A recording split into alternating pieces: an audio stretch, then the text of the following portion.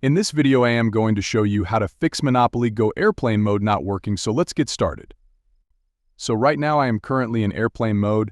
As you can see, no internet connection, but I can still roll my dice right here as you can see.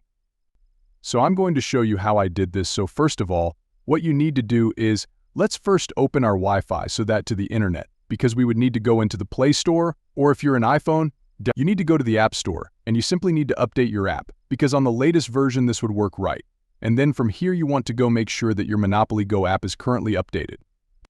Once you have done that, then you can go and try it out in Monopoly Go, and you can see that it already works. But if it still doesn't work for you, then it might be for this reason that Monopoly Go has finally fixed this, and it doesn't allow you anymore to do this. You would need internet connection, or you could try and reinstalling Monopoly Go, so it's just simply delete the app and install it again in your Play Store. If you're an Android device, all you have to do is clear the cache. If it's not working, then clear the data and then launch the app, and then you can see that it should be working. So that is basically it on how you can do it here in Monopoly. If you think this video is helpful, give thumbs up and subscribe to our channel. Thanks for watching.